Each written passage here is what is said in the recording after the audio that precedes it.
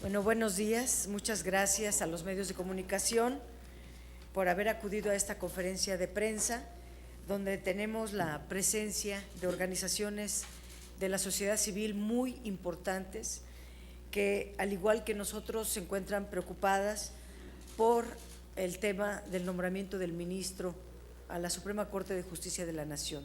Son ellos y las organizaciones quienes van a hablar. Yo quiero presentarlos de manera muy rápida.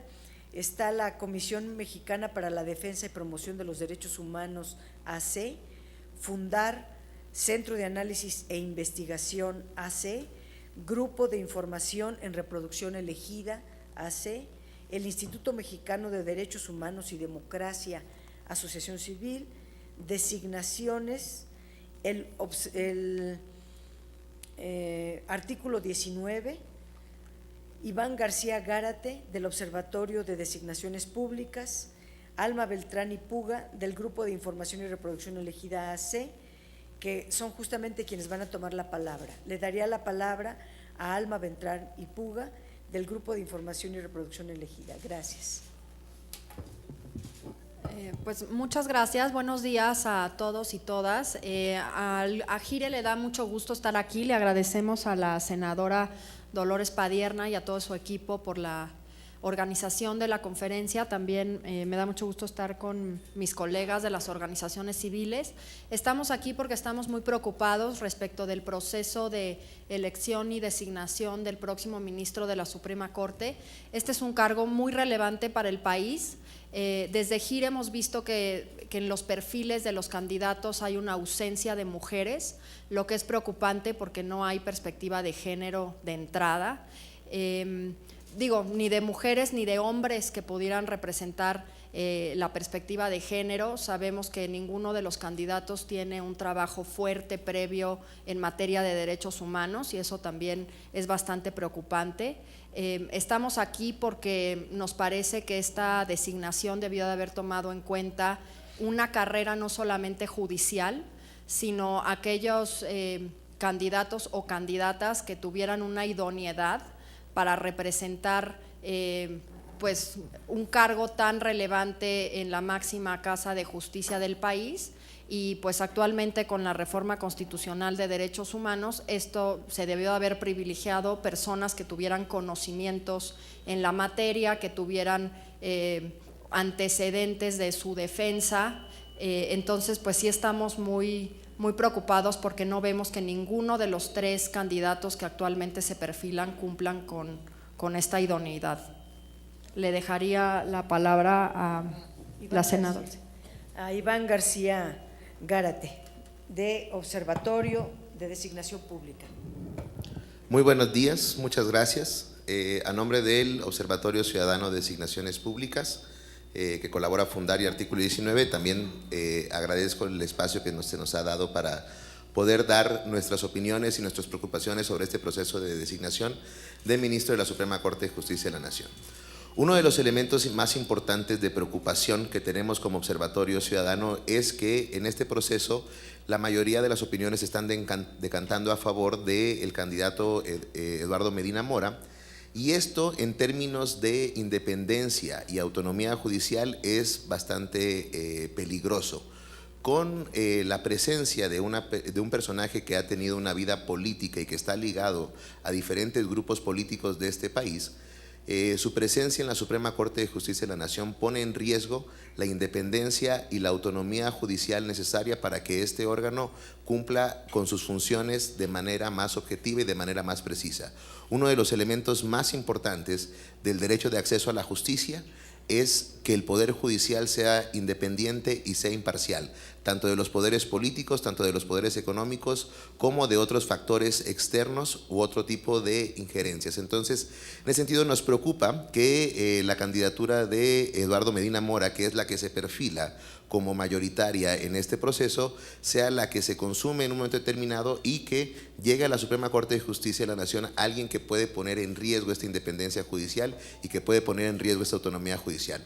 Por eso, desde nuestras organizaciones, desde nuestros observatorios, observatorios no estamos en contra de la designación de Eduardo Medina Mora, ¿no?, como ministro de la Suprema Corte de Justicia de la Nación, justamente porque pondría en riesgo esa independencia y autonomía judicial que requiere un órgano como la Suprema Corte de Justicia de la Nación para cumplir a cabalidad con sus obligaciones de protección de los derechos humanos.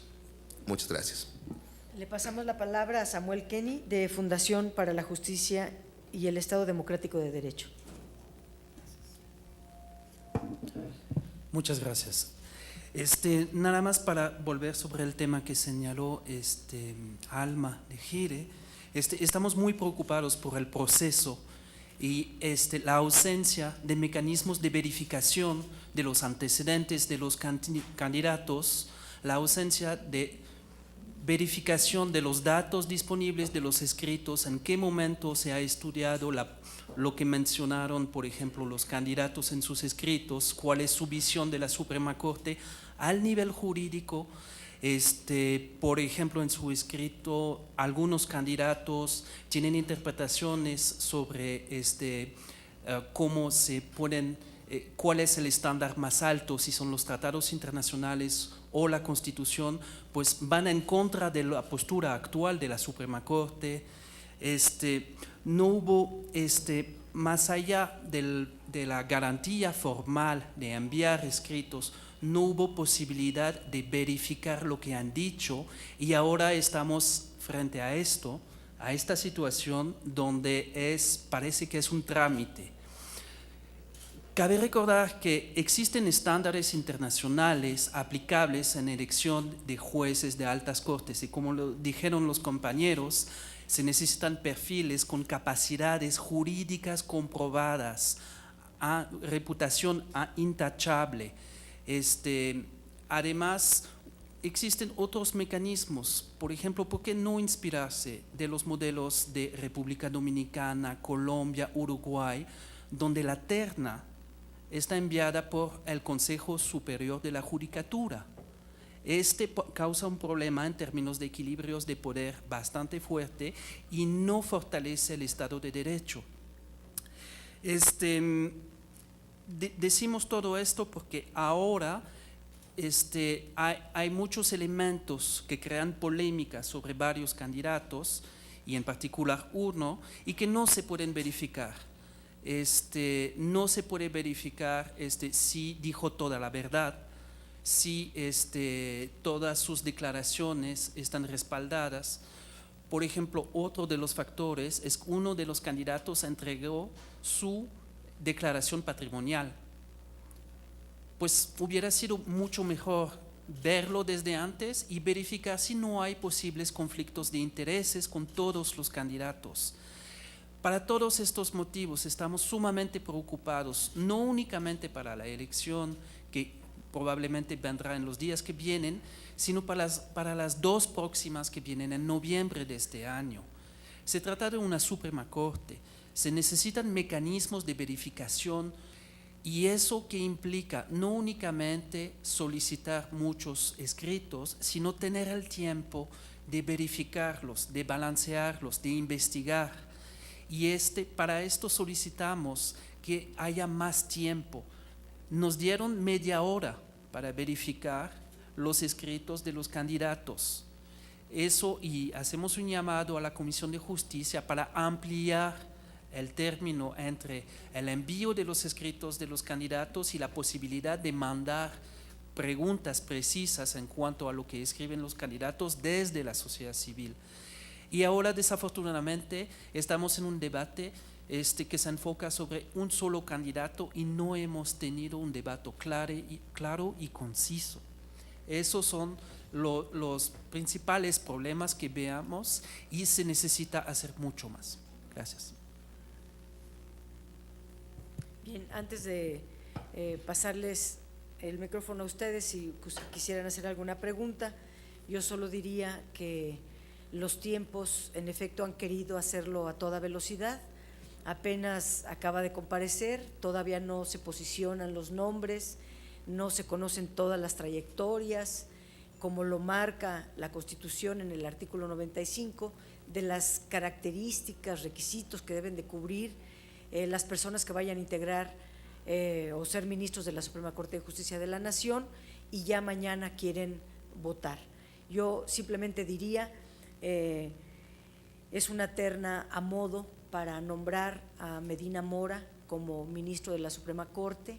Es muy importante que las organizaciones de la sociedad civil se posicionen en este tema y conozca la sociedad que esta persona está ya con sentencias terminadas, sentencias de la Suprema Corte de Justicia de la Nación que lo señalan como responsable, al igual que sendas resoluciones de la Comisión Nacional de Derechos Humanos, de la Auditoría Superior de la Federación y un sinnúmero de documentos de Estados Unidos incluso, donde lo señalan de haber participado en flagrantes violaciones a la ley mexicana y a nuestra Constitución.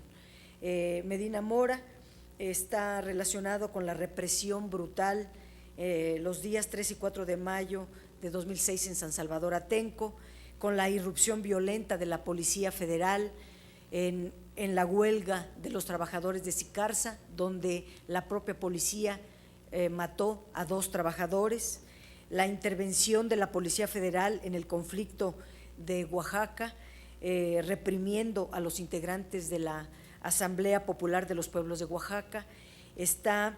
Tenemos documentada toda la operación Rápido y Furioso de trasiego ilegal de armas a nuestro país, donde Medina Mora estuvo enterado, mandó el personal y además le estuvo dando seguimiento a este trasiego ilegal de armas a nuestro país.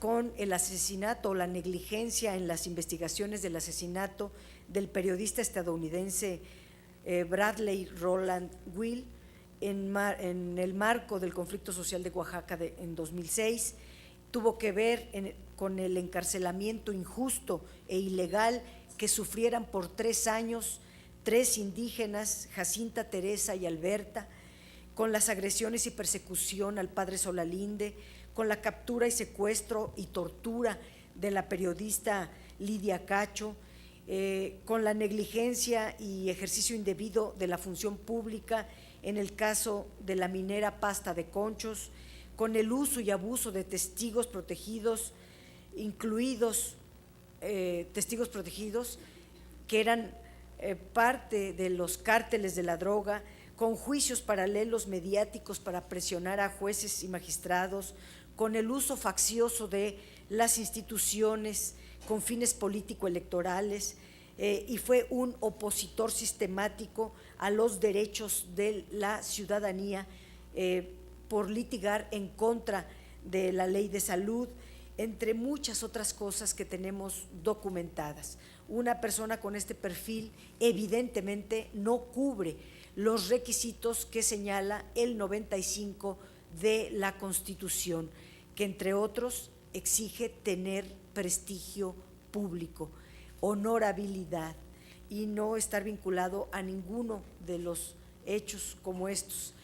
Yo le doy la palabra a ustedes si quisieran hacer alguna pregunta, no sin antes decir que las organizaciones de la sociedad civil representan personas muy calificadas para tener la autoridad moral de hacer estos señalamientos ante la opinión pública.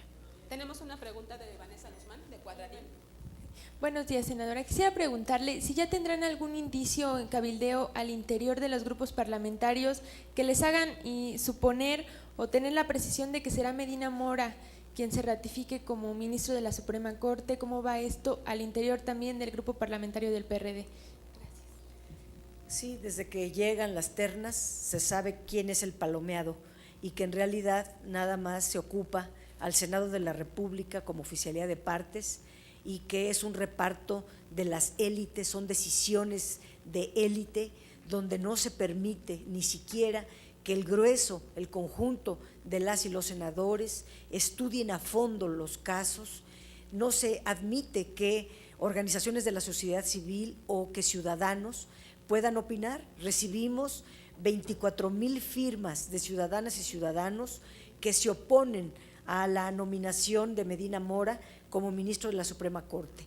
y lo que nos contesta el partido en el poder es que eso no importa, que lo que importa es lo que ellos vayan a votar aquí, que los ciudadanos no tienen facultades para nombrar, para votar, para decidir.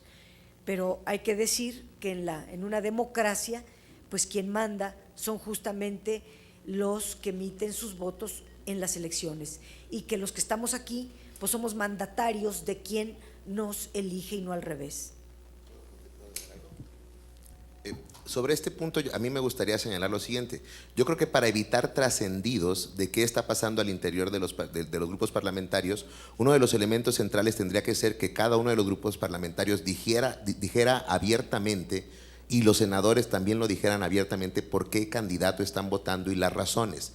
Tenemos un gran problema de oscuridad en esta decisión, porque los senadores toman la decisión sin decir por quién están votando. Senadores y senadoras toman la decisión sin decir por quién están votando. Es un voto secreto, lo cual se entiende en una democracia popular, ¿no? Pero cuando se trata de una decisión política, de escoger quién va a ser el encargado de la Suprema Corte de Justicia de la Nación, tendría que haber por cada senador y por cada senadora una explicación concreta, y por grupo parlamentario una explicación pública, abierta, de tal manera que ya no diera lugar a estos trascendidos o a esta información que son rumores de quién apoya a quién, sino que claramente y con cara a la sociedad y buscando la rendición de cuentas y la responsabilidad política, cada senador, cada senadora dijera por quién están votando. ¿Alguien más?